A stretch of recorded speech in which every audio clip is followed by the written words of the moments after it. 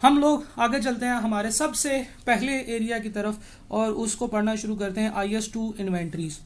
ठीक है जनाब, हम लोगों ने अभी बात की है कि IS2 इन्वेंट्रीज जो हैं वो क्या हैं, और इसमें से तकरीबन हर दफ़ा ही एग्जामिनर क्वेश्चन पूछता है, और अगर उसने एक इसका सेपरेट स्पेसिफिक क्वेश्चन नहीं पूछा तो वो फाइनेंशियल स्टेटमेंट्स का जो क्वेश्चन है उसके अंदर 3 या 4 नंबर की एडजस्टमेंट्स तो लाजमी तौर पे स्टॉक की पूछ लेता है। ठीक है जी, तो इस तरीके से ये आपका बड़ा ही शॉर्ट एरिया बन जाता है। शॉर्ट एरिया में जो है ना वो आपने इसको लाजमी तौर पे पढ़ना है। ठीक है जी।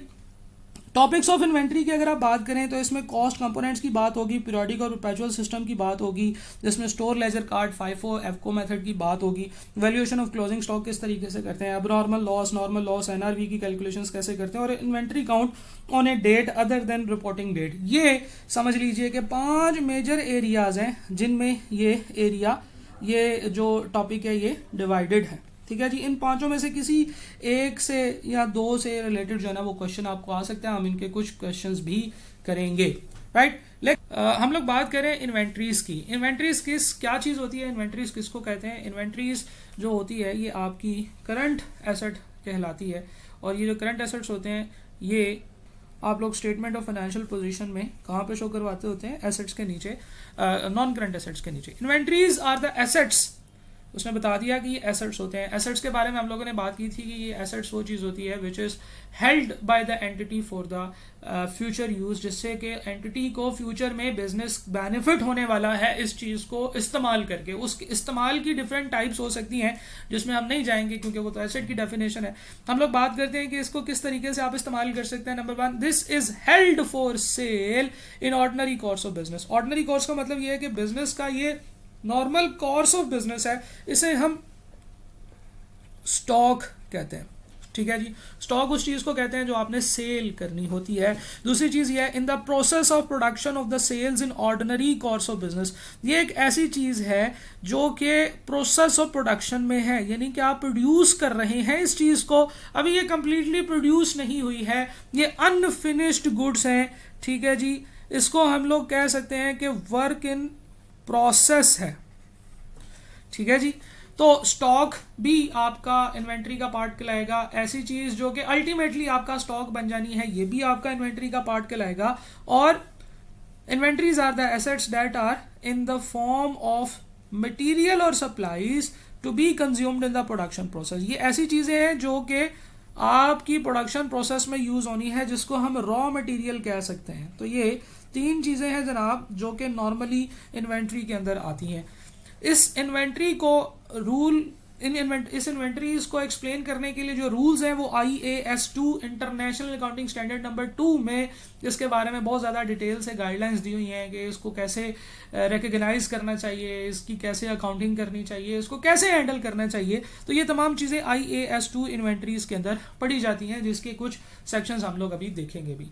ठीक है जी, ये वो रूल्स हैं जिनको आपने कंसिस्टेंटली फॉलो करना है और इन्हीं रूल्स के अंदर रहते हुए इन चीज़ों की अकाउंटिंग करनी है। ठीक है जनाब, हम लोग आगे चलते हैं। इन्वेंट्री, सबसे पहले जब आप इन्वेंट्री को परचेज करेंगे, इन्वेंट्री जब आपके पास आएगी तो उसकी कॉस्ट में, उस एसेट की कॉस्ट में कौन कौन सी चीज़ें शामिल होगी। This is a very initial discussion कि जब आप लेके आ रहे हैं तो उसकी कॉस्ट ऑफ परचेज उसकी प्राइस होगी, लेकिन सिर्फ कॉस्ट ऑफ परचेज ही नहीं, उसकी cost of bringing the inventory to the present location and condition, this is also important, right.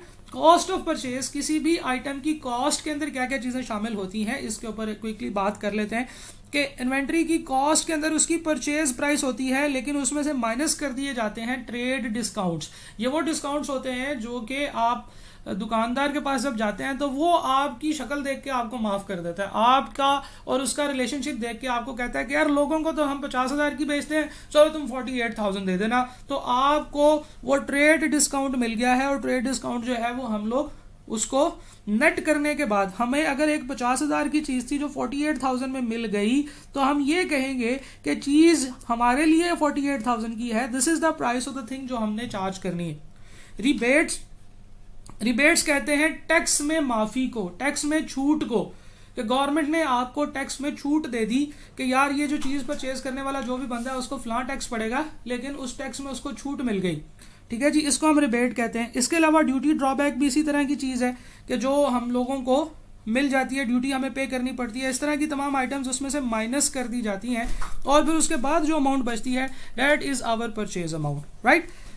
इन चीज़ों के अंदर जो चीज़ें शामिल होती हैं वो इररिकवरेबल टैक्सेस भी हैं। ऐसा टैक्स जो कि आपको इस चीज़ को परचेज करने की वजह से पड़ा वो आप इसकी प्राइस में ऐड करेंगे, ठीक है जी। इसके अलावा फ्रेट इनवर्ड, किसी चीज़ को उठा के अपने पास लाने के लिए जो आपको किराया पे करना पड़ा, ठीक है जी, वो हमें इसमें डालना पड़ेगा, ठीक है जी। इसके बाद कर चलते हैं जी handling and other cost directly attributable to their acquisition. किसी चीज़ को परचेज करने के लिए जो जो कॉस्ट आपको देनी पड़ी वो आप इसमें से माइनस करेंगे, ठीक है जी। अच्छा, इररिकवरेबल टैक्सेस के अंदर एक चीज़ होती है जिसे हम कहते हैं रिफंडेबल टैक्सेस। सिर्फ ये चीज़ है जो कि आपने जहन में रखनी है। किसी भी चीज़ को लाने के लिए आपको जो खर्चा लग रहा है वो उसकी कॉस्ट है, ये एज सिंपल एज दैट है, ठीक है जी। इसमें कोई डिफिकल्ट बात नहीं है। अगर कोई ऐसे टैक्सेस हों जो आपको अल्टीमेटली रिफंड हो जाने हैं, रिफंडेबल टैक्सेस किसी भी आइटम की कॉस्ट में ऐड नहीं करते हैं, ठीक है जी। रिफंडेबल आइटम्स जो ऐसे टैक्सेस जो कि आपको बाद में मिल जाने हैं वापस, वो आप उस चीज़ की कॉस्ट में ऐड नहीं करते हैं, बाकी हर चीज़ उस चीज़ की कॉस्ट में ऐड होगी, right. So this was the concept of cost of purchase कि अगर कोई इन्वेंट्री आप परचेज करते हैं तो उसमें क्या क्या शामिल होगा, और इसका आंसर यह है कि उसको लाने के लिए जो जो खर्चे आपको करने पड़े वो सारे उसकी कॉस्ट में शामिल होंगे। जो खर्चे बच जाते, जो पैसे ना देने पड़ते अगर आप ये वाला एसेट परचेज ना करते, तो इस तरह के तमाम खर्चे आपको उसमें शामिल करने चाहिए उसकी परचेज प्राइस के अंदर, राइट। ठीक है जनाब, हम लोगों ने कॉस्ट की बात की। कॉस्ट के अंदर जो दूसरी चीज़ है वो ये है कि cost of conversion in finish goods. एक चीज़ जो कि आप बना रहे हैं उसको फिनिश गुड्स में कन्वर्ट करने के लिए, फॉर एग्जांपल आप चेयर्स बना रहे हैं तो आपको रॉ मटेरियल चाहिए।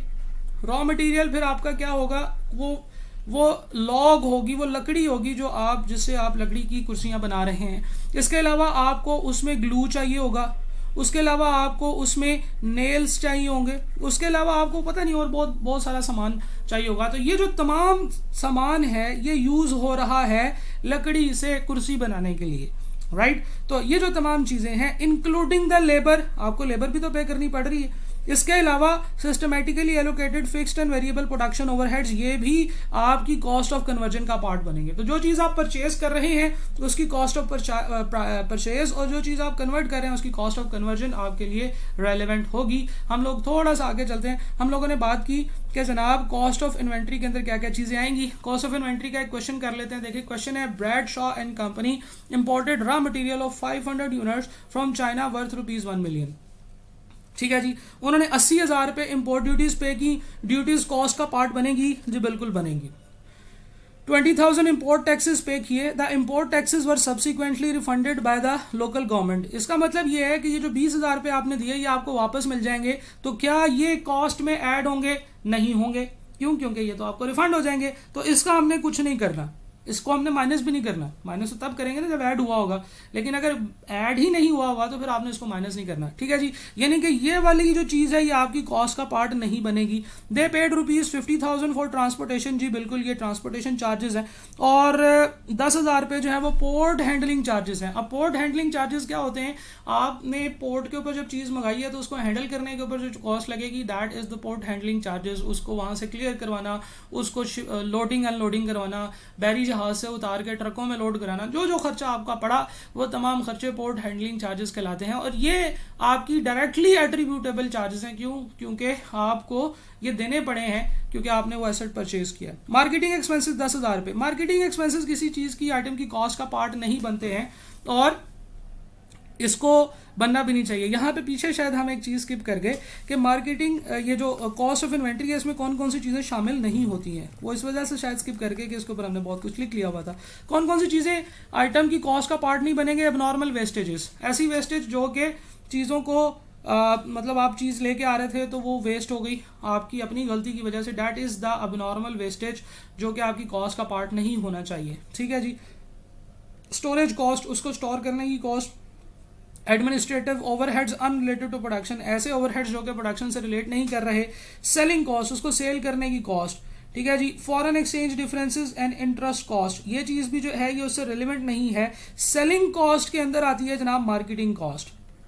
जब आप किसी चीज़ को सेल करते हैं, उसके ऊपर मार्केटिंग करते हैं, तो वो आपकी सेलिंग कॉस्ट के अंदर आती है। तो ये चीज़ भी जो है ये भी आपकी कॉस्ट का पार्ट नहीं बननी चाहिए। तो जनाब इस तरीके से आपने जो इस क्वेश्चन को पढ़ा, इसके अंदर जो जो चीज़ें उसने ऐड की वो थी मटेरियल की कॉस्ट, जो कि आपको इनवाइस प्राइस दी उसने।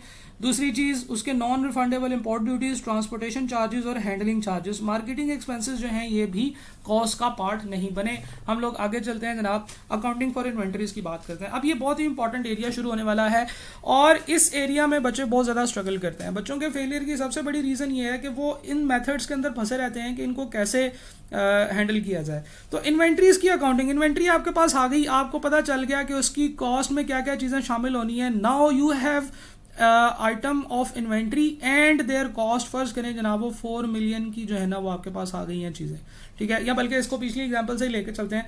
हम पिछली एग्जांपल में हमने 500 यूनिट्स मंगाए हैं, कितने के मंगवाए हैं? 1140, 11.4 मिलियन के। तो यूनिट्स है जनाब हमारे पास 500 और उनकी जो टोटल प्राइस है वो हमें कितनी पड़ रही है? वो चलो पड़ रही है 11.4 मिलियन रुपीज़। ले जनाब, अब हमारे पास वो आ गया है हमारे गोदाम में वो स्टॉक। अब हमने उसकी अकाउंटिंग कैसे करनी है, this is what we are going to discuss in this slide, ठीक है जी। अकाउंटिंग करने के लिए, इन्वेंट्रीज को अपने पास रिकॉर्ड करने के लिए 2 डिसीजंस आपको लेने होंगे। सबसे पहला डिसीजन ये है कि आपने पीरियोडिक सिस्टम से एंट्रीज करनी है या परपेचुअल सिस्टम से एंट्रीज करनी है, क्योंकि इन दोनों सिस्टम से एंट्रीज के अंदर और उनकी प्रेजेंटेशन के अंदर एक फ़र्क है जो कि समझना ज़रूरी है और हम उस फ़र्क की बेसिस के ऊपर क्वेश्चंस को सॉल्व करते हैं। दूसरा डिसीजन आपको ये लेना होगा कि आपने स्टॉक की वैल्यूएशन फाइफो मेथड पे करनी है या वेटेड एवरेज मेथड पे करनी है। देखें, जब भी आप अकाउंटिंग करते हैं तो आप एक एंट्री परफॉर्म करते हैं और उस एंट्री में एक अकाउंट डेबिट हो रहा होता है और एक या कुछ अकाउंट्स जो है ना वो क्रेडिट्स हो रहे होते हैं, और दूसरी चीज़ होती है कि किसी अमाउंट से डेबिट या क्रेडिट हो रहे होते हैं। तो अकाउंटिंग सिस्टम परपेचुअल और पीरियोडिक वाला ये आपको बताता है कि कौन कौन से अकाउंट्स डेबिट या क्रेडिट होंगे, डेबिट होंगे या क्रेडिट होंगे ये बताएगा, और अमाउंट क्या होगी ये हमें ये वाला डिसीजन बता रहा होगा कि आपने कौन सी जो है ना वो आपने कोई कौन सा मेथड यूज़ करना है, ठीक है जी। आगे चलते हैं। और ये तीसरी चीज़ है जनाब standard cost method and retail method. इनकी छोटी छोटी डेफिनेशन है, ये इंशाल्लाह हम लोग देख लेंगे। हम लोग चलते हैं जनाब अकाउंटिंग सिस्टम की तरफ के पीरियोडिक या परपेचुअल सिस्टम्स क्या होते हैं, ताकि ये जो 500 यूनिट्स हमने परचेज किए हैं इसके अलावा हमारे पास और भी बहुत सारे यूनिट्स होंगे, उनको कैसे हम लोगों ने रिकॉर्ड करना है। तो जनाब सबसे पहली चीज़ जो है पीरियोडिक मेथड। देखें, एंट्रीज की अगर हम बात करें तो पीरियोडिक मेथड हमें ये कहता है कि जब भी आप गुड्स परचेज करें, आप उस वक्त जो एंट्री करते होते हैं वो करते होते हैं purchase account debit, payable cash और बैंक क्रेडिट, ठीक है। अगर आपने किसी को पे करना है तो ये आपके क्रेडिटर्स बन जाते हैं। अगर आपने कैश से पे कर दिया तो कैश क्रेडिट हो जाता है, और अगर आपने बैंक से पे कर दिया तो बैंक क्रेडिट हो जाता है। दिस इज़ द एंट्री जो कि हम नॉर्मली करते आए हैं, जो हम लोगों ने बेसिक अकाउंटिंग पढ़ी है उसमें भी हम पीरियोडिक अकाउंटिंग से ही पढ़ते हैं, ठीक है जी। और जब आप परचेज रिटर्न करते हैं तो परचेज रिटर्न की एंट्री होती है, परचेज रिटर्न अकाउंट आप क्रेडिट कर देते हैं, पेएबल कैश और बैंक जो है आप डेबिट कर देते हैं। सेल्स की आप एंट्री करते हैं रिसीवेबल कैश और बैंक डेबिट और सेल्स क्रेडिट। सेल्स रिटर्न की एंट्री करते हैं सेल्स रिटर्न और रिसीवेबल और कैश और बैंक अकाउंट, ये आपका क्रेडिट हो जाता है, ठीक है जी। ये आप एंट्री किस अमाउंट से करते हैं? जिस अमाउंट से आपने एसेट परचेज किया होता है, जो आपकी परचेज प्राइस है जिसके बारे में हम बात कर चुके हैं, ये आइटम की जो कॉस्ट है जो अभी हम पीछे पढ़ के आए हैं। जब आप रिटर्न करते हैं तो आप उसको उसी कॉस्ट पे रिटर्न करते हैं जिस कॉस्ट पे वो आई होती है। ये जो एंट्री होती है ये आप सेल प्राइस पे करते हैं,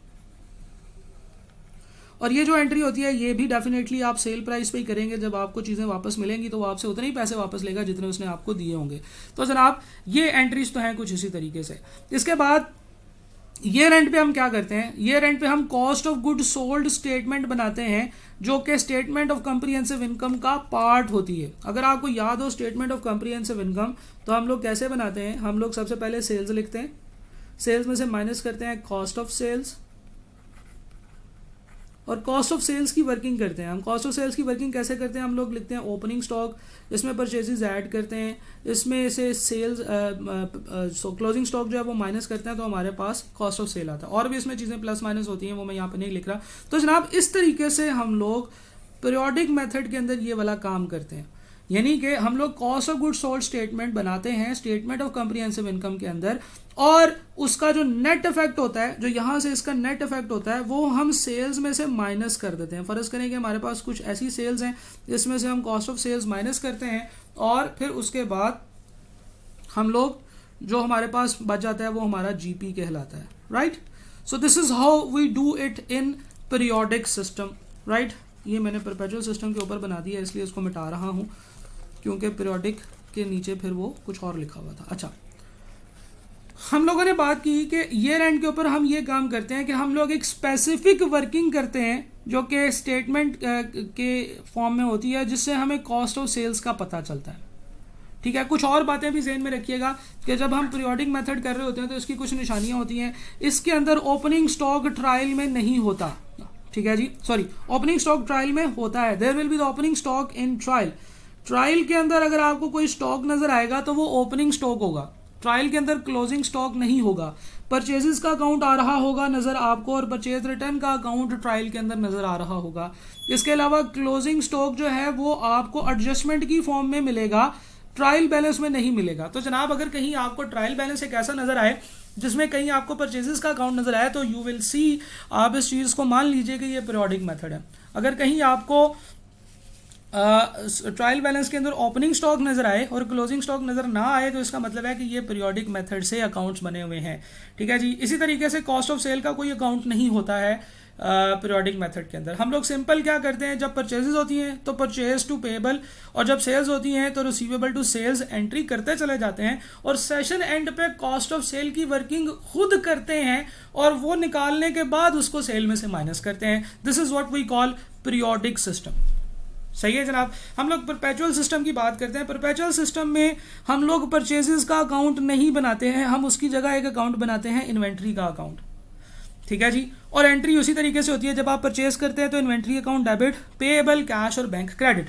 सिमिलरली जब आप परचेज रिटर्न करते हैं तो परचेज रिटर्न का अकाउंट भी हम लोग नहीं बनाते हैं, हम उसकी जगह पे इन्वेंट्री के अकाउंट को ही क्रेडिट कर देते हैं। तो एक इन्वेंट्री का अकाउंट बन जाता है जिसका ओपनिंग जो है वो इन्वेंट्री का ओपनिंग बैलेंस होता है, ठीक है जी, डेबिट साइड पे आ रहा होता है। उसके बाद उसमें तमाम परचेजेस ऐड होती चली जाती हैं, ठीक है जी, परचेजेस ऐड होती चली जाती हैं इन्वेंट्री अकाउंट के अंदर, पेएबल से कैश और पेएबल कैश और बैंक की मदद से, और वो एंट्रीज जो हैं वो आप इस तरीके से उसकी कॉस्ट पे परफॉर्म करते चले जाते हैं, ठीक है जी। अच्छा, जब आप रिटर्न करते हैं तो भी आप इन्वेंट्री अकाउंट को क्रेडिट करते हैं। जब आप सेल्स करते हैं तो सेल्स के केस में 2 एंट्रियां होती हैं, ठीक है जनाब। हम लोगों ने पहले ये बात की थी कि नॉर्मली जब भी कोई ट्रांजैक्शन होगी तो उसमें सिंगल एंट्री, एक डबल एंट्री होगी, एक अकाउंट डेबिट एक क्रेडिट। लेकिन यहाँ पे 2 एंट्रीज होंगी अगर हम परपेचुअल सिस्टम को फॉलो कर रहे हैं। परपेचुअल सिस्टम क्या होता है, डेफिनेटली आपको ये बताने के बाद मैं समझाऊंगा कि परपेचुअल सिस्टम क्या होता है। लेकिन अगर हम सिर्फ एंट्रीज की बात करें, जो चीज़ें ज़हन नशीन करने वाली हैं, तो वो ये हैं कि जनाब सेल्स रिटर्न और सेल्स के केस में जब आप सेल्स कर रहे होंगे तो आप 2 एंट्रीज करेंगे। नंबर 1 रिसीवेबल टू सेल, ये बिल्कुल वैसे ही एंट्री है जो कि आप पीरियोडिक सिस्टम में करते हैं सेल प्राइस के ऊपर, ठीक है जी, विद द सेल प्राइस, ये मैंने यहाँ पे लिखा हुआ है।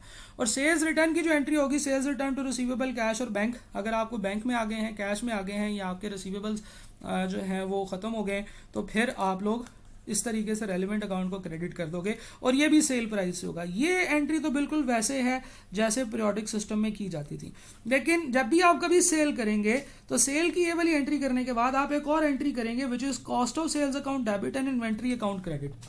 और ये जो आइटम्स आपने सेल किए हैं, जो जिसकी ये आपने इसके साथ एंट्री परफॉर्म की है, उस सेल्स की कॉस्ट कितनी थी, उस कॉस्ट को हम लोग यहाँ पे डालेंगे, ठीक है जनाब। इसका मतलब ये है कि परपेचुअल सिस्टम में सेल्स की और सेल्स रिटर्न की 2 एंट्रियां होती हैं। एक एंट्री आप रिसीवेबल टू सेल बिल्कुल उसी तरीके से जैसे आप पीरियोडिक मेथड में करते हैं, और दूसरी entry cost of sales to inventory आप करेंगे, लेकिन वो एंट्री होगी कॉस्ट ऑफ द आइटम की वजह से, आइटम की अमाउंट से, कि यानी कि उस आइटम की कॉस्ट कितनी है, ठीक है जी। सेल्स रिटर्न की अगर हम बात करें तो बिल्कुल उसी तरीके से inventory to cost of sales, cost of sales to inventory आप मूव करेंगे, उन आइटम्स की कॉस्ट इन्वेंट्री में से निकाल के कॉस्ट ऑफ सेल्स में डाल देंगे जो आपने सेल कर दी। सही है जनाब। अच्छा, होगा क्या कि cost of goods sold statement नहीं बनेगी आपकी इस चीज़ के अंदर ये आपके अकाउंट्स के अंदर cost of good sold statement नहीं बनेगी। आप अच्छा, cost of good sold statement जो है ये नहीं बनेगी, बल्कि closing balance of cost of sales account जो है वो ऑलरेडी आपको अवेलेबल होगा। ये जो कॉस्ट ऑफ सेल्स का अकाउंट है, जब आप इस अकाउंट को क्लोज करेंगे जिसमें आप हर सेल पे इन्वेंट्री से इसको डेबिट कर देते थे और हर सेल रिटर्न पे इन्वेंट्री से ही इसको क्रेडिट कर देते थे, तो जनाब ये जो कॉस्ट ऑफ सेल्स का अकाउंट है, जब आप इसका क्लोजिंग बैलेंस निकालेंगे ना, तो ये ऑटोमेटिकली कॉस्ट ऑफ सेल्स के इक्वल हो जाएगा। वो CGS जो हम लोग पहले यहाँ पे एक फॉर्मेट के थ्रू बनाते होते थे, वो अब आपको यहाँ पे बनानी नहीं पड़ेगी। ठीक है, अच्छा, यही चीज़ें मैं आपको एक एग्जांपल के थ्रू भी एक्सप्लेन करूंगा। हम लोग हर सिचुएशन की एक एक एग्जांपल देखेंगे, एक्सेल में देखेंगे, जिससे कि मुझे लिखना कम पड़ेगा और हम जल्दी जल्दी इसको समझ लेंगे। अच्छा, परपेचुअल मेथड में ट्रायल बैलेंस के अंदर आपको जो मजे के मौजूदात नजर आएंगे वो कुछ ऐसे होंगे कि there will be no opening stock. Trial balance में ओपनिंग स्टॉक नजर नहीं आ रहा होगा, ट्रायल बैलेंस में आपको क्लोजिंग स्टॉक नजर आ रहा होगा। ठीक है,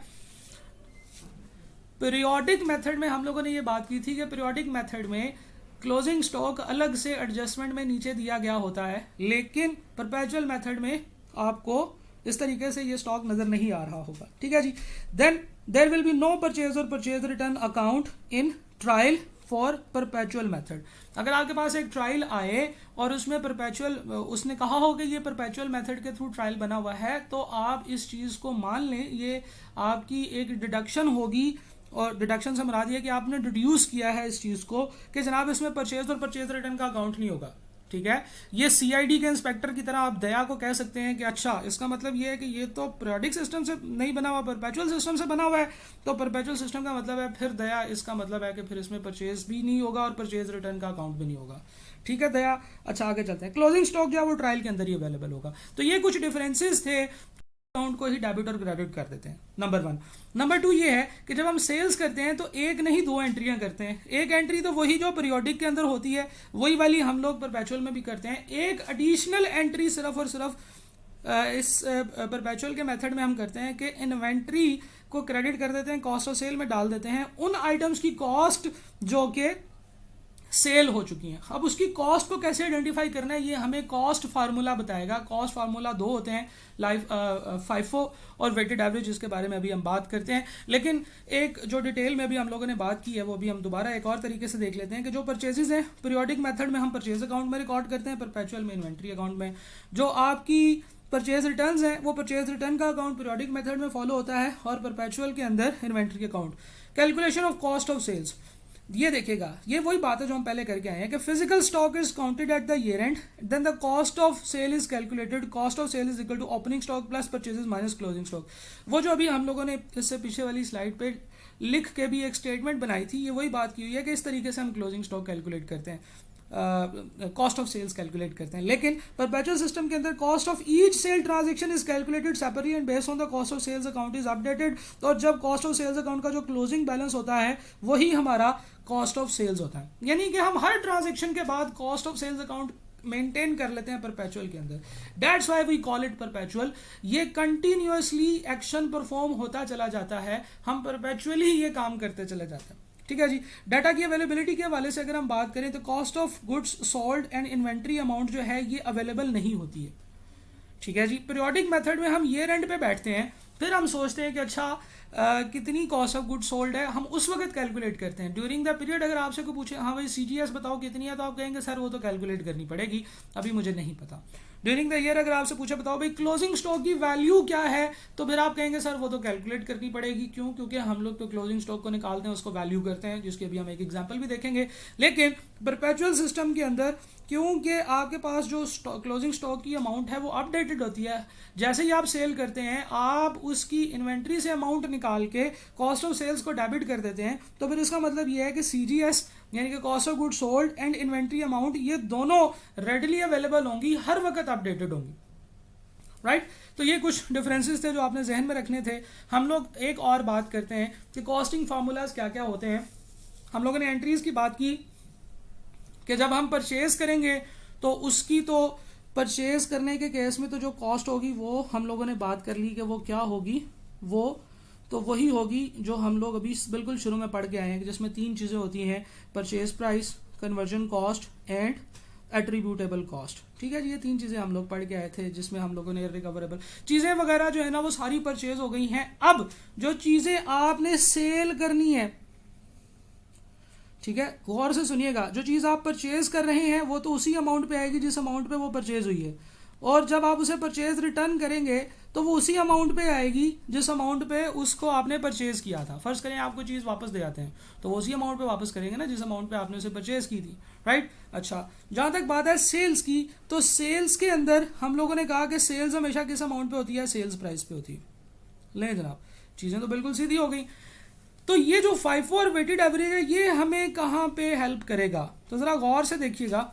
हम लोगों ने यहाँ पे बात की थी कि जब हम परपेचुअल सिस्टम को फॉलो कर रहे होते हैं तो फिर हम लोग ये वाली 2 एंट्रीज करते हैं। इन दोनों एंट्रीज पे कॉस्ट ऑफ द आइटम की अमाउंट इन्वॉल्व होती है जिसके ऊपर ये एंट्री होती है, cost of the item with the cost of the item with the cost of the item sold.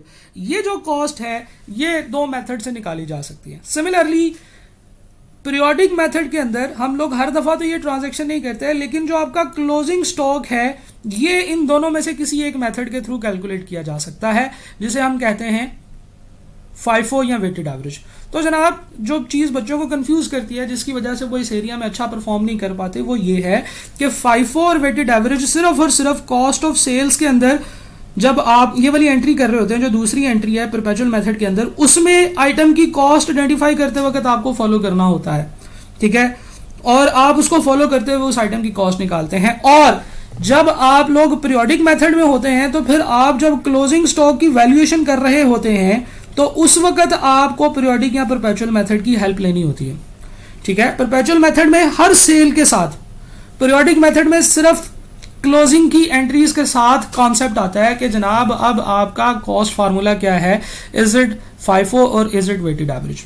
तो जनाब कॉस्ट ऑफ गुड सोल्ड जो है FIFO के अंदर वो कैसे कैलकुलेट होती है, जब FIFO का मतलब है फर्स्ट इन फर्स्ट आउट। इसका मतलब ये है कि जो चीज़ आपने सबसे पुरानी परचेज की हुई है उसकी कॉस्ट को सबसे पहले आप प्रॉफिट में लेके जाएंगे, उसकी कॉस्ट को सबसे पहले आप खत्म करेंगे, ठीक है जी। Cost of the earliest inventory will be excluded from the stock first, ठीक है। यानी कि जब आप कोई स्टॉक सेल करेंगे तो आप उसकी वो कॉस्ट रखेंगे जो सबसे पुराना स्टॉक जो कि आपकी इन्वेंट्री के अंदर अवेलेबल है उसकी जो कॉस्ट थी वो आप सबसे पहले एक्सक्लूड करेंगे, ठीक है जी।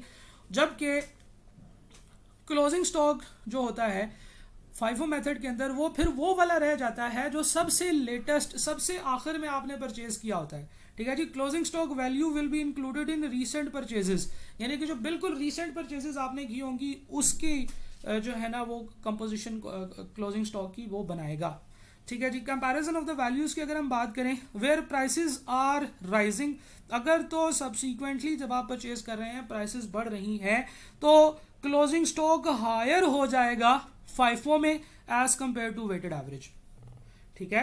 अगर ड्यूरिंग द ईयर चीज़ों की प्राइस में इंक्रीज आ रहा है, हर दफ़ा आपको थोड़ी सी महंगी परचेजेस करनी पड़ती हैं, तो as compare to weighted average आपकी जो क्लोजिंग स्टॉक की वैल्यू है वो FIFO में बड़ी होगी।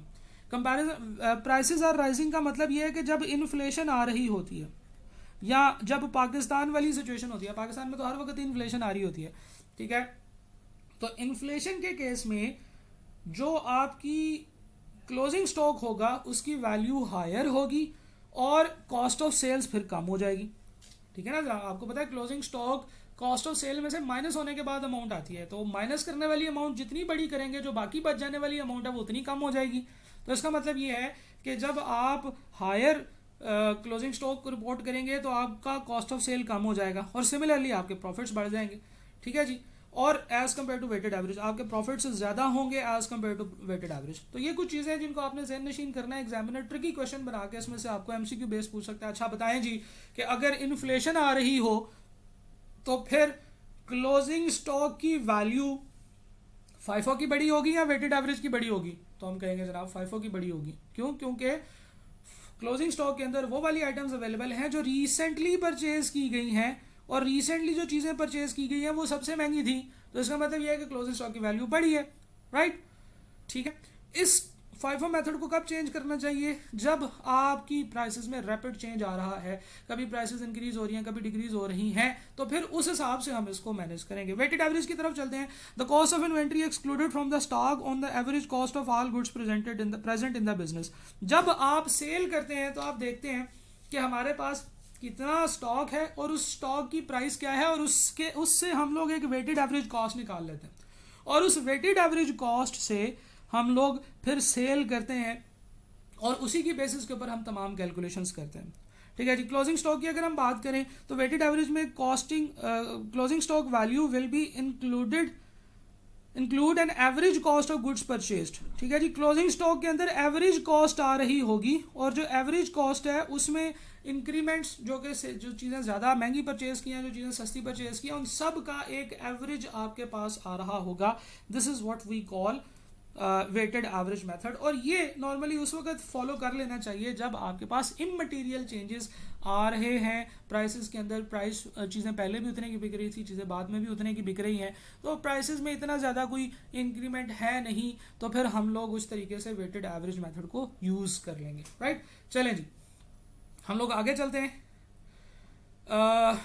4 सिनेरियोज आ सकते हैं जनाब आपके जहन में कि जनाब अगर हम पीरियोडिक मेथड कर रहे हों और हमारे पास जो कॉस्टिंग फार्मूला है वो फाइफो हो तो क्या होगा। अगर हम लोग पीरियोडिक के साथ एफको में चल रहे हैं तो क्या होगा, परपेचुअल के साथ फाइफो में चल रहे हैं तो क्या होगा, और परपेचुअल के साथ एफको में चल रहे हैं तो क्या होगा। तो जनाब सबसे पहले हम लोग पीरियोडिक की बात करते हैं। पीरियोडिक में ये जो 2 बातें हैं ये तो पहली दोनों सेम है। ठीक है जी। Store ledger card is not required to be maintained. Store ledger card जो कि आप पढ़ते हैं पीरियोडिक मेथड में रिक्वायर नहीं होता कि इसको मेंटेन किया जाए, क्योंकि आप हर एंट्री के बाद क्लोजिंग स्टॉक की वैल्यू फाइंड आउट नहीं करते हैं। तो अगर आपसे ये पूछा जाए कि बताओ भाई store ledger card periodic method में बनाया जाता है, तो हम कहेंगे कि it is not required to be maintained. अगर आपसे ये सवाल पूछा जाए कि हाँ भाई store ledger card periodic method में बना सकते हैं हम, ठीक है, कैन वी मेक इट, तो yes we can make it, हम इसे बना सकते हैं, लेकिन इसके अंदर फिर एंट्रीज वगैरह जो हैं वो हम फिर सेल्स की कोई एंट्री नहीं करेंगे। ठीक है, हम सिर्फ स्टॉक की वैल्यूज को देखेंगे कि स्टॉक में इंक्रीज या डिक्रीज आ रहा है कि नहीं। नॉर्मली जो स्टोर लेजर कार्ड है वो परपेचुअल सिस्टम की पैदावार है, वो परपेचुअल सिस्टम में लाजिम व मलजूम है, परपेचुअल सिस्टम में ज़रूरी है। क्यों? क्योंकि यहाँ पे स्टोर लेजर कार्ड की मदद से आप लोग वैल्यूएशन करते हैं। ठीक है जी। अच्छा, फाइफो मेथड में अगर आप चल रहे हैं तो हम लोग सिर्फ क्लोजिंग स्टॉक इसकी मदद से फाइंड आउट करते हैं। पीरियोडिक मेथड में तो हम सिर्फ क्लोजिंग स्टॉक ही फाइंड करते हैं ना। ठीक है, ये इधर भी ऐसे लिखा हुआ है, एफको में भी और फाइफो में भी। पीरियोडिक मेथड में हमें फाइफो और एफको की जरूरत सिर्फ तब पड़ती है जब हम क्लोजिंग स्टॉक की वैल्यूएशन कर रहे होते हैं। ठीक है जी। और क्लोजिंग स्टॉक के अंदर स्टेटमेंट्स, अच्छा, closing stock is valued at the most recent purchases FIFO के अंदर, and closing stock is valued at average cost of purchases and opening stock. हम क्लोजिंग स्टॉक को निकाल लेते हैं। तो अगर तो पीरियोडिक सिस्टम है तो जनाब क्लोजिंग स्टॉक की वैल्यूएशन फर्स्ट करें। अगर क्लोजिंग स्टॉक है हमारे पास 2000 रुपये का, तो हम देखेंगे कि मोस्ट रीसेंट परचेजेस कब की गई हैं, और उनमें से 2000 पूरा करके उसको उन कॉस्ट के साथ मल्टीप्लाई करके हम लोग क्लोजिंग स्टॉक निकाल लेंगे। This is as simple as that. Example से हम डिस्कस करेंगे। एफको के बेसिस में हम लोग क्या करते हैं कि जब हम लोग स्टोर लेजर कार्ड में हम सिर्फ क्लोजिंग स्टॉक की वैल्यूएशन के अंदर पीरियोडिक मेथड में एफको को यूज़ करते हुए हम लोग सिर्फ क्लोजिंग स्टॉक की वैल्यूएशन करते हैं। हम लोग क्या करते हैं, हम लोग कहते हैं जनाब opening stock value plus purchase value, कितने की चीज़ें आपने परचेज की हैं, divided by opening stock units plus purchased units. ठीक है, इन सब को आप जब सॉल्व करते हैं तो आपके पास एक फाइनल एवरेज वैल्यू निकल आती है, एक फाइनल पर यूनिट कॉस्ट निकल आती है, जिसकी बेसिस के ऊपर आप अपने क्लोजिंग स्टॉक को बना लेते हैं। स्टोर लेजर परपेचुअल सिस्टम में हम चलते हैं। परपेचुअल सिस्टम में store ledger card is maintained. Normally store ledger card इसमें बनाया जाता है। इट इज़ इंपॉर्टेंट कि आप इसको स्टोर लेजर कार्ड को बनाएं। और cost of the item sold is found on first in first out basis, यानी कि आप first in first out basis के ऊपर इसकी जो है ना वो वैल्यू निकालते हैं कि जब आप सेल कर रहे होते हैं तो सबसे पहले आप वो वाली चीज़ सेल करते हैं जो आपने सबसे पुरानी परचेज की होती है। मीन्स के ओल्डेस्ट परचेजेस फर्स्ट। सबसे पहले आप उस आइटम की कॉस्ट निकालेंगे, उतनी आइटम्स की कॉस्ट निकालेंगे जितनी आपने सबसे पहले परचेज की थी। और एफको में बिल्कुल उसी तरीके से आप एवरेज कॉस्ट मेथड यूज़ करते हैं। Loss and damage. अगर आपका स्टॉक हैंडलिंग के दौरान लॉस हो जाए, डैमेज हो जाए, तो फिर आपने उसको क्या करना है? ठीक है जी, पहली चीज कि आपने देखना है कि ये लॉस कैसा है। Is it A partial loss? क्या ये लॉस पार्शियल है या आपकी चीजें कंप्लीटली डिस्ट्रॉय हो गई? ठीक है जी, पार्शियल लॉस में नॉर्मली जो एग्जांपल आती है वो आती है मिस हैंडलिंग की वजह से आपका पार्शियल लॉस हो गया, चीजें डैमेज हो गई।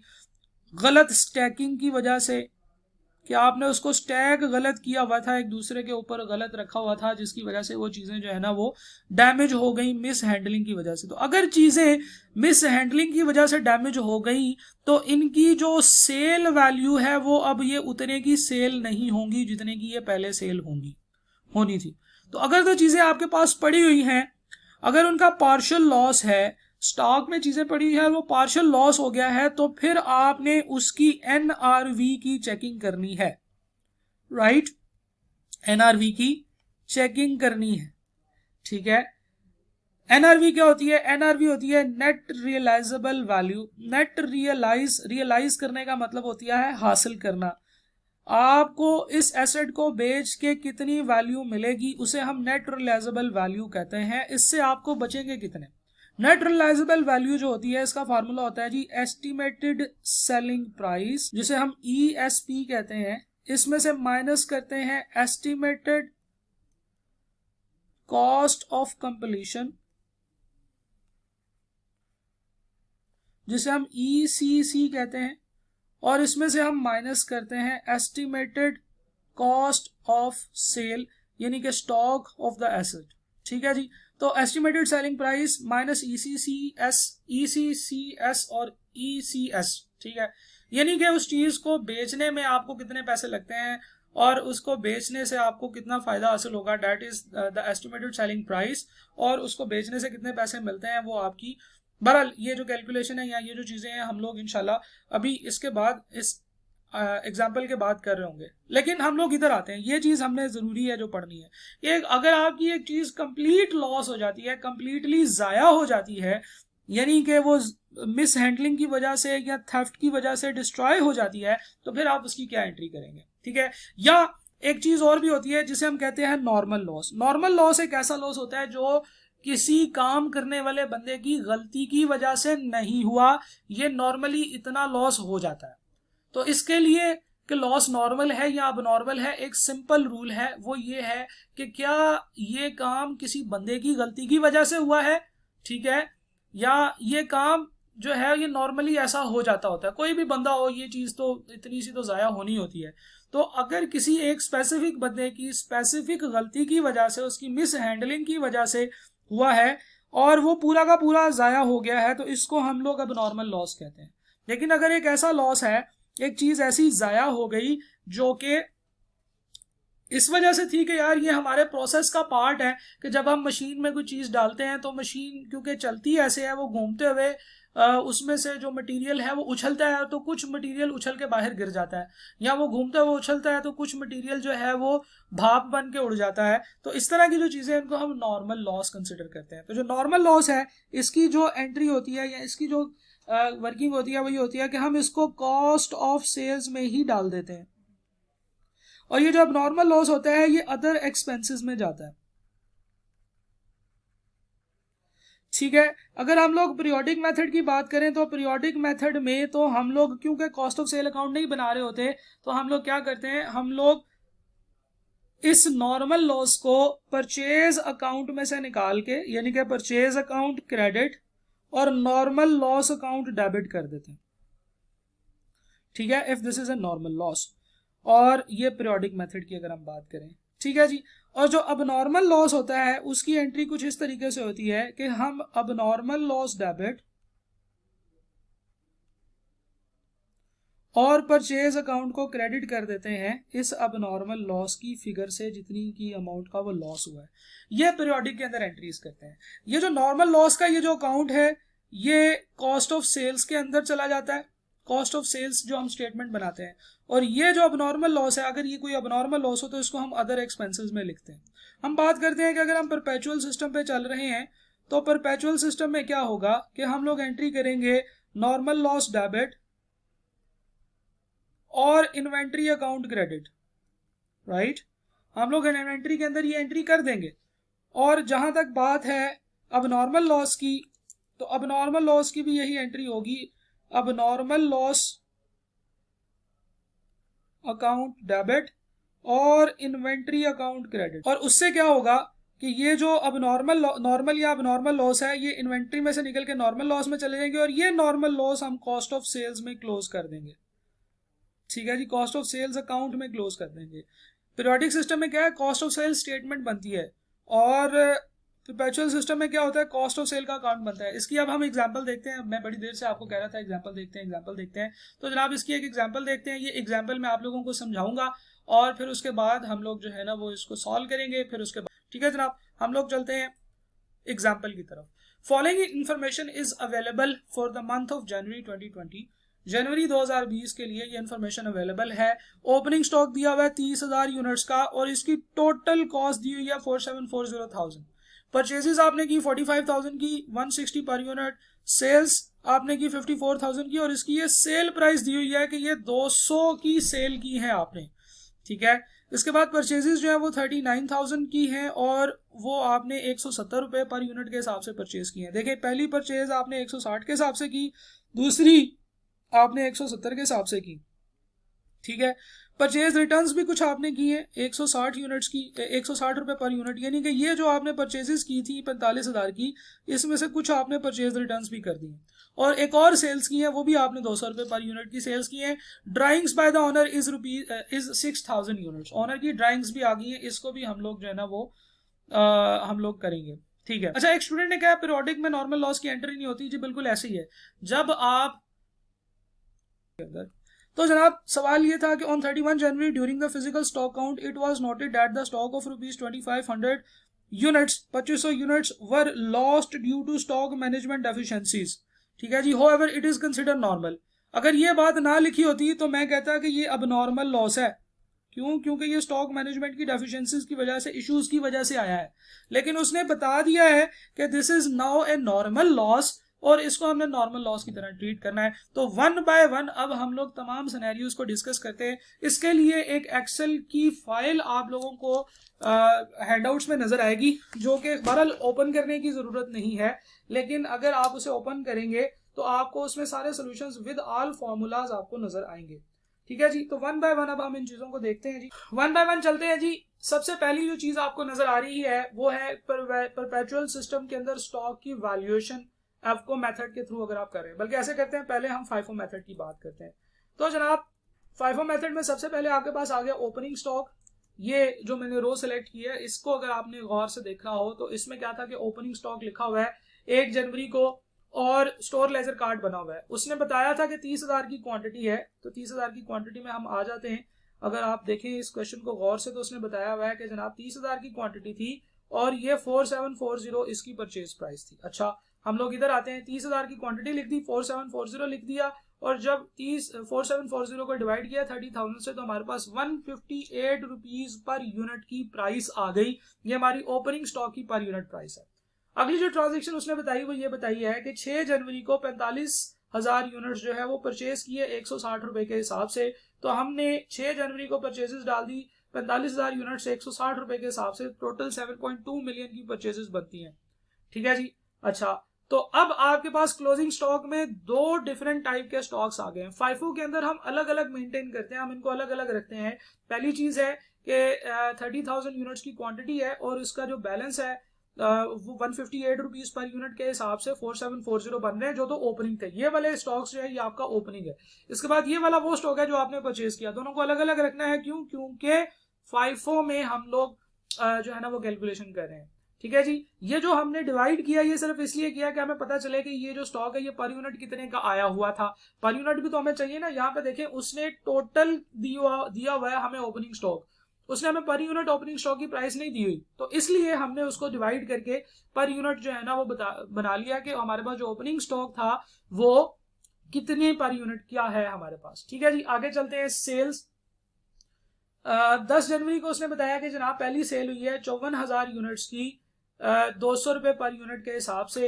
तो हम लोग इधर आते हैं, 54,000 यूनिट जब आप सेल करने लगे तो सबसे पहले आपने ये 30,000 यूनिट सेल किए जो कि 4740 के थे, पर यूनिट 158 रुपीज आ रहा था, तो हमने उतने का उसको उतनी ही अमाउंट लगाई जितने के वो आए हुए थे। ठीक है जी, तो हमारे पास 30,000 यूनिट्स ये चले गए, ये जो यहाँ पे हमारे पास ओपनिंग 30,000 पड़े हुए थे, जब ये चले गए तो फिर उसके बाद रह गए 24,000 यूनिट्स जो कि हमने अगले 45,000 यूनिट्स में से माइनस कर दिए, जिनकी कॉस्ट 160 रुपए पर यूनिट आ रही थी।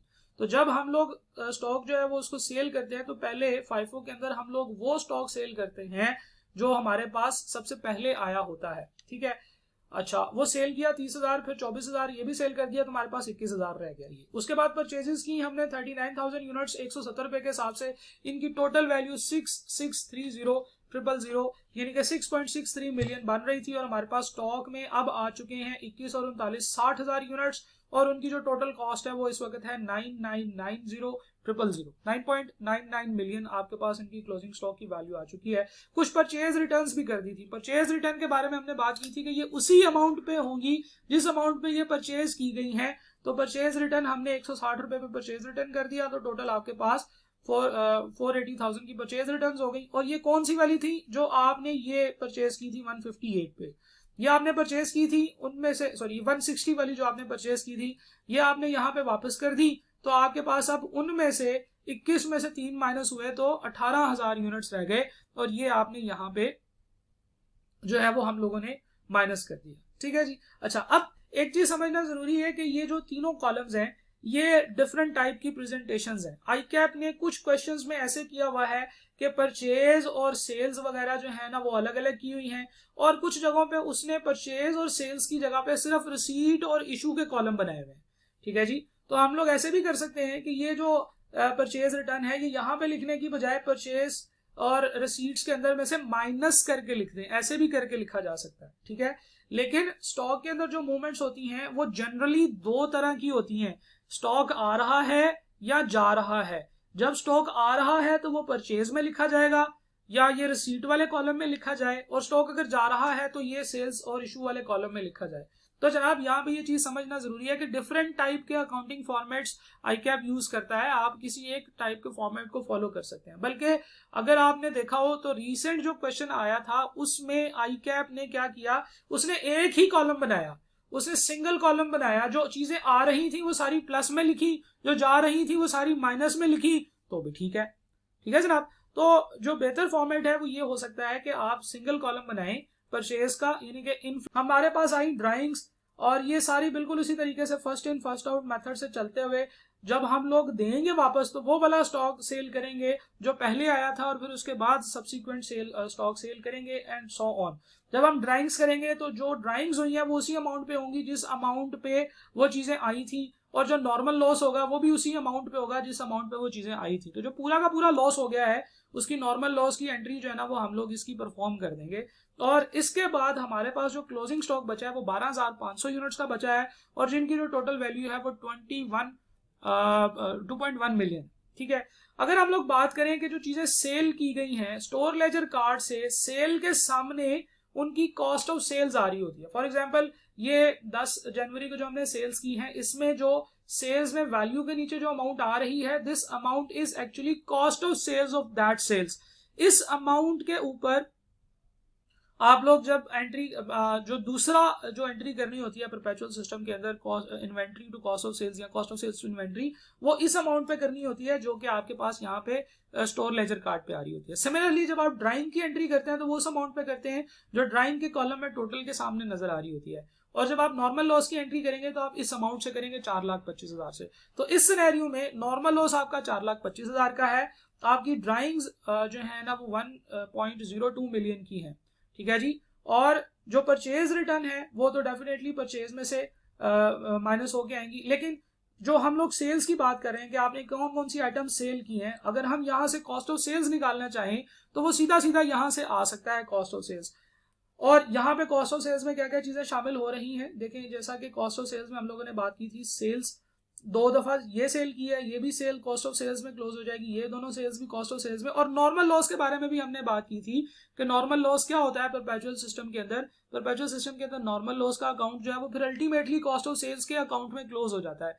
तो वो हम लोग इन सारी चीजों को ऐड करेंगे तो this will be your cost of sales, right. अच्छा, हम लोग सेम मेथड को फॉलो करते हुए सेम क्वेश्चन को अगर हम परपेचुअल मेथड से एवको मेथड के थ्रू करें तो जनाब आपके पास सिनेरियो कुछ इस तरीके से आएगा कि ओपनिंग स्टॉक आपके पास 30,000 यूनिट्स 158 रुपए के पड़े हुए थे, तो ये टोटल 4740,000 आपके पास ओपनिंग स्टॉक था। जब आपने परचेजेस की 45,000 यूनिट्स की, तो 45,000 यूनिट्स को परचेज करने के बाद आपके पास जो टोटल आइटम्स बन गई वो बन गई 75,000 की, और फिर उसके बाद आपके पास जो टोटल अमाउंट बन गई वो इस 4740 और इस 7200 को ऐड करके आपके पास इतनी अमाउंट बन गई। जब हमने टोटल अमाउंट को क्वांटिटी पे डिवाइड किया, क्योंकि हम लोग एवको मेथड में हर दफा ये करते हैं कि टोटल अमाउंट को पकड़ते हैं उसको अवेलेबल क्वांटिटी पे डिवाइड कर देते हैं, तो हमारे पास पर यूनिट प्राइस जब 159.20 आई, तो अगली दफा जब हम सेल करेंगे तो हम 159.20 पे सेल करेंगे, ठीक है।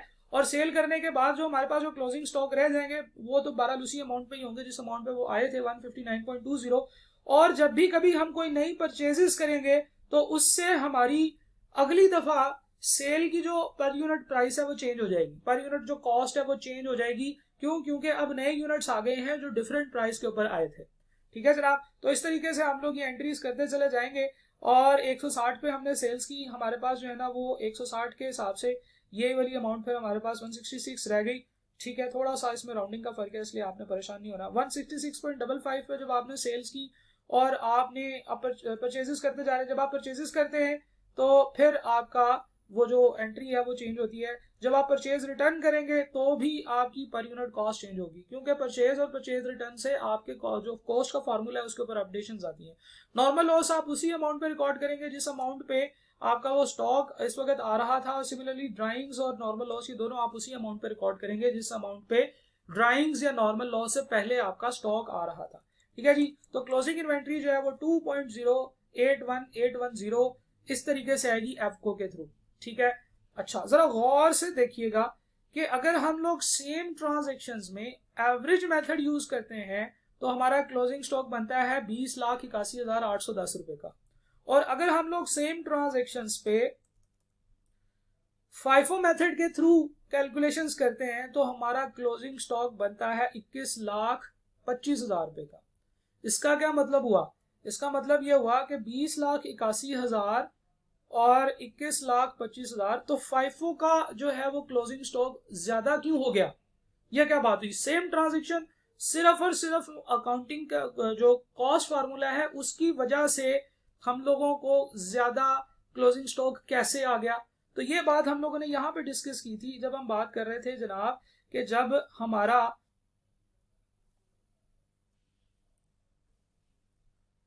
ये कि कंपैरिजन ऑफ द वैल्यू, जब प्राइसेस बढ़ रही होंगी, आप देखें ना प्राइसेस बढ़ नहीं रही। आपने जो पहली दफा परचेज की है वो आपने 6 जनवरी को परचेज किया 160 रुपए पर यूनिट के हिसाब से, और जो दूसरी आपने परचेजेस किया वो 170 रुपए पर यूनिट के हिसाब से परचेज किए।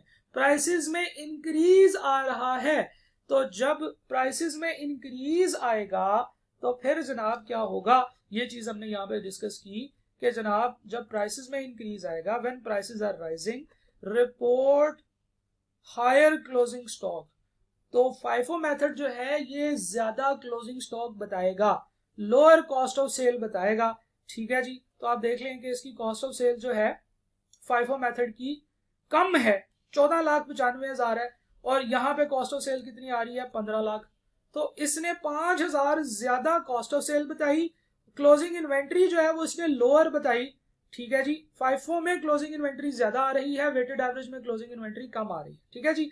तो जनाब वो चीजें जो हमने वहां पे पढ़ी थी वो हमने यहाँ से, कोई मसला नहीं।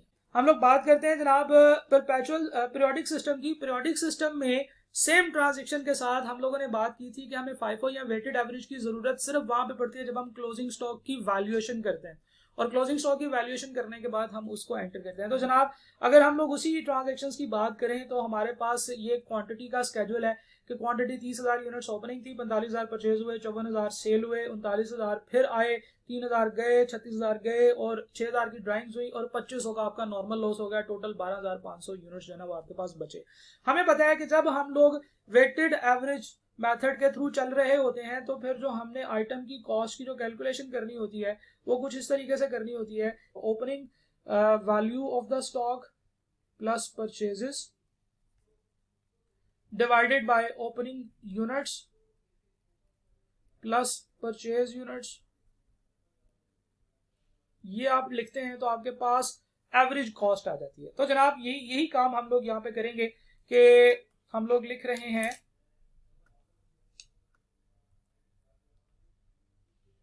परचेज, आपने 81,000 की परचेजेस की हैं लेकिन उसमें से परचेज रिटर्न माइनस हो चुकी हैं। 45,000 आपने परचेज ये किया है और 39,000 आपने ये परचेज किया है। तो 45 एंड 39 ये बनता है जनाब 84, जिसमें से 3,000 आपने रिटर्न किया है।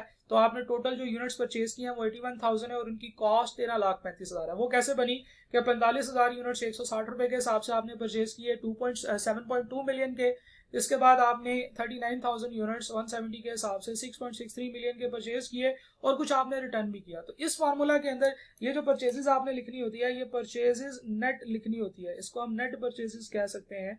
और ये जो नेट परचेजेस है ये आपने ऐसे लिखनी होती है। ठीक है जनाब, नेट परचेजेस लिखने के बाद आप ये आपके 81,000 यूनिट्स हो गए। अगर मैं इसके ऊपर F2 प्रेस करूं तो ये आपको दिखाएगा कि ये 45,000 प्लस 39,000 और 3,000 को माइनस किया है। और इनकी अगर हम कॉस्ट की बात करें तो सिंपल ये 45,000 को 160 से मल्टीप्लाई किया, 39,000 को 170 से मल्टीप्लाई किया और 3,000 को 160 से मल्टीप्लाई करके इसमें से माइनस किया। तो जनाब आपके पास 13,35,000 पे सॉरी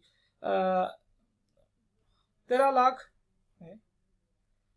हाँ 1,33,50,000 की जो है ना वो आपके पास अमाउंट आ गई। ठीक है, सॉरी अच्छा, ओपनिंग स्टॉक की अगर हम बात करें तो 30,000 यूनिट्स ओपनिंग स्टॉक है और उनकी ओपनिंग वैल्यू जो है ना वो इतनी है। इन दोनों को हम ऐड करेंगे, एक दूसरे से डिवाइड करेंगे इस फार्मूला के थ्रू जो आपके सामने यहाँ पे लिखा हुआ नजर आ रहा है। इस फार्मूले की मदद से जब आप पर यूनिट क्लोजिंग स्टॉक निकालेंगे तो बनेगा 162.97। क्लोजिंग स्टॉक की वैल्यू जो है ना वो आपने कैलकुलेट की। अब यहाँ पे मैंने दो चीजें नहीं ली, ड्राइंग नहीं ली और नॉर्मल स्टॉक नहीं लिया, ये जो नॉर्मल लॉस है। अब नॉर्मल लॉस होगा तो वो भी नहीं लेंगे, क्यों? क्योंकि हमने एवरेज परचेज प्राइस निकालनी है कि वो चीजें ऑन एवरेज हमारे पास आई कितने की है। ठीक है, तो जो आई है वो या तो ओपनिंग स्टॉक में पड़ी होंगी या परचेजेस में होंगी, वो ओपनिंग स्टॉक के अलावा ड्राइंग्स या नॉर्मल लॉस में नहीं पड़ी होंगी। दैट्स वाई हम लोग drawing and normal loss for the purpose of calculation of weighted average cost हम उसको कंसिडर नहीं करते हैं। ठीक है जी, हम लोग सिर्फ और सिर्फ परचेजेस लेंगे और ओपनिंग स्टॉक लेंगे, और हाँ अगर कोई परचेज रिटर्न हुआ तो वो हम उसमें से माइनस कर देंगे। That's it. अच्छा जी, हम लोग आगे चलते हैं। तो हमारे पास 12,500 यूनिट्स थे, 1,62 रुपए 97 पैसे के हिसाब से अगर हमने उसकी कॉस्ट निकाली तो वो 2,03,716 रुपीज बनते हैं। ठीक है जी, 20,37,162 रुपए क्लोजिंग स्टॉक की वैल्यू बनती है अगर हम लोग इस वेटेड एवरेज के मेथड से चले पीरियोडिक मेथड के अंदर। ठीक है जी, और अगर हम लोग पीरियोडिक मेथड के अंदर चलते हुए फाइफो मेथड पे चलें तो ये तो जनाब सबसे आसान है। आपके पास सबसे एंड पे जो यूनिट्स बचे हुए हैं 12,500 रुपए यूनिट्स, 12,500 यूनिट्स बचे हुए हैं। आप जाएं अपनी नीचे से ऊपर की तरफ जाएं और कहाँ पे आपने परचेजेस की हैं, 12,500 की आपने 17 जनवरी को परचेजेस की हैं। तो ये जो 39,000 यूनिट्स आपने परचेज किए हैं इसमें से ही 12,500 पड़े होंगे। तो आप सिंपल है, आप कहेंगे 12,500 यूनिट्स 170 के हिसाब से आपकी जो है ना 2125,000 21,25,000 रुपए का आपका क्लोजिंग स्टॉक आ गया। और वेटेड एवरेज में भी देखें, यहां पे भी क्या हुआ कि वेटेड एवरेज में आपका स्टॉक आ रहा था 20,37,000 का, और फाइफो मेथड अगर आप फॉलो कर रहे हैं तो आपका स्टॉक आ रहा है 21,25,000 का। ये भी ज्यादा बन गया। क्यों ज्यादा बन गया? क्योंकि हमने बात की थी कि जब इन्फ्लेशन आती है, जब आप परचेजेस करते चले जाते हैं और हर परचेज पीछे से ज्यादा प्राइस पे मिलती है तो आपका फाइफो का मेथड जो है वो ज्यादा क्लोजिंग स्टॉक शो करता है। ठीक है, चले। लेकिन यहां पे वेटेड एवरेज के मेथड से, ठीक है जी, आया पर यूनिट 162.97 कैसे आया जनाब? हमने ये वाला फॉर्मूला लगाया, ये जो रेड वाला फॉर्मूला ना, ओपनिंग स्टॉक की वैल्यू कितनी थी? 13 लाख, ये सॉरी 1,33,50,000, ये हमने यहाँ पे रखा और इसमें ऐड किया 4740,000 जो कि परचेजेस और ओपनिंग स्टॉक की वैल्यूज हमने ऐड की, तो ये बना 18 लाख, सॉरी 1,80,000, 1,80,90,000। एक तो ये इंग्लिश और ये वाले जो है ना ये सिस्टम्स। 18 मिलियन जो है ना ये आपका ये बना। 18 मिलियन को आपने डिवाइड किया टोटल 1,11,000 यूनिट्स के साथ, तो आपके पास ये 162 बना। आप सिंपल यहाँ पे जब देखेंगे तो ये आपको नजर आ जाएगा H18/G18। ठीक है, ये 162 आपके पास बना। अच्छा, लेकिन यहाँ पे कॉस्ट ऑफ सेल्स नहीं आई। ठीक है जी, तो जब कॉस्ट ऑफ सेल्स आपने जब कैलकुलेट करनी है पीरियोडिक सिस्टम के अंदर, तो वो तो हमने कहा था कि वो तो सीधी सीधी नहीं आएगी, वो तो हमें cost of good sold statement बनानी पड़ेगी।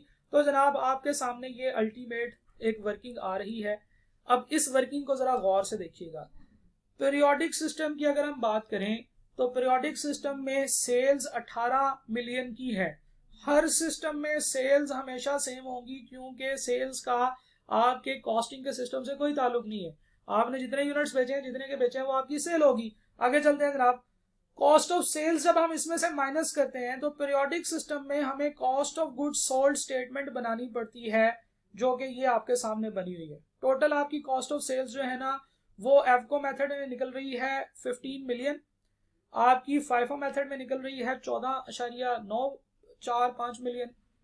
एफको मेथड से अभी हमने इससे दूसरी शीट में निकाली थी, ये उसी शीट के साथ लिंक है, आप वहां पे जाके देखेंगे तो आपको ये चीज नजर आएगी। एफको मेथड में सीधी सीधी कॉस्ट ऑफ सेल निकल आई थी, हमें ये स्टेटमेंट नहीं बनानी पड़ी थी। सिमिलरली फाइफो में भी सीधी सीधी cost of goods sold statement आ गई थी, वो क्योंकि वो कॉस्ट ऑफ सेल्स का अकाउंट होता था, हमने उसका क्लोजिंग बैलेंस यहाँ पे लिख दिया। अच्छा, अब ओपनिंग स्टॉक की बात करते हैं। ओपनिंग स्टॉक आपको पता है सेम है, आप पीरियोडिक मेथड से चलें या परपेचुअल मेथड ये एफको से चलें या फाइफो से चलें, आपका सेम ही होगा। ओपनिंग स्टॉक परचेजेस जो है वो भी सेम है, क्योंकि वो तो आपने परचेज किए हैं, और परचेज रिटर्न भी सेम है, क्योंकि आपने परचेज रिटर्न किए हैं। फर्क यहाँ पे आएगा नॉर्मल लॉस में। एफको मेथड में नॉर्मल लॉस एवरेज कॉस्ट पे वैल्यू होगा, और फाइफो मेथड में नॉर्मल लॉस जो है वो first in first out method पे उस कॉस्ट के ऊपर वैल्यू होगा। ड्राइंग्स की अगर हम बात करें तो ड्राइंग्स भी उसी तरीके से एफको मेथड में एवरेज कॉस्ट पे, और फाइफो मेथड में आपका फाइफो वाली कॉस्ट के ऊपर जो है ना ये अप्लाई होगा। ये सारे फॉर्मूलाज एक दूसरे के साथ लिंक है, आप इस शीट को चेक कर सकते हैं, देख सकते हैं इसमें क्या होगा। अब नॉर्मल लॉस जो है आपको पता है कि वो भी हम लोग पीरियोडिक मेथड के अंदर नॉर्मल लॉस का एक अकाउंट होता है, जिसको हम cost of goods sold statement में डाल देते हैं। तो सीजीएस स्टेटमेंट जो है वो यहाँ पे 407423। अब यहाँ क्या है, अच्छा नॉर्मल लॉस जो है 407432 का आ गया, और इधर हम लोग उसको फाइफो कॉस्ट पे लेंगे, और उसके बाद जो क्लोजिंग स्टॉक की वैल्यू अभी हमने ऊपर निकाली है 2037,162, आपको दिखाता हूँ, ये रही 2037,162। ये आपकी नॉर्मल जो है ना वो वेटेड एवरेज के थ्रू है, और ये आपकी फाइफो के थ्रू है। तो जनाब ये आपने यहाँ से माइनस कर देनी है, तो आपके पास ग्रॉस प्रॉफिट आ जाएगा। अब देखें सेम ट्रांजेक्शन्स है, पीरियोडिक में परपेचुअल में आपको फर्क नजर आ रहा है, लेकिन आपने एक और चीज गौर करनी है कि पीरियोडिक का फाइफो मेथड हो या परपेचुअल का फाइफो मेथड हो, अमाउंट्स बिल्कुल सेम निकलेंगी, लेकिन पीरियोडिक के एफको में और परपेचुअल के एफको में फर्क आएगा। ठीक है, अब ये फर्क ज्यादा भी हो सकता है, ये कम भी हो सकता है, इसके ऊपर हम नहीं जाते। तो जनाब ये था हमारा कॉन्सेप्ट पीरियोडिक परपेचुअल का, और इसमें फाइफो और वेटेड एवरेज के थ्रू हम लोगों ने क्वेश्चन किए।